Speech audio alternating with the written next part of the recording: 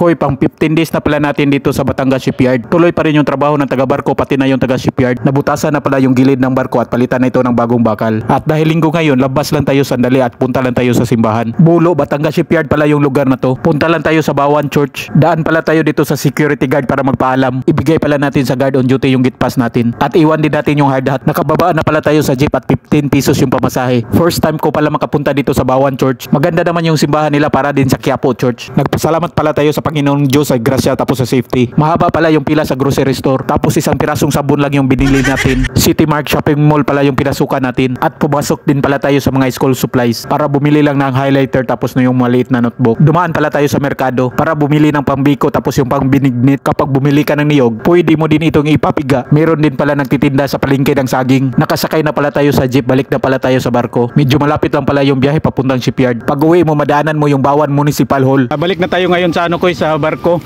Simba lang tayo sandali. Ito yung dala natin, pang biko natin, pang merienda.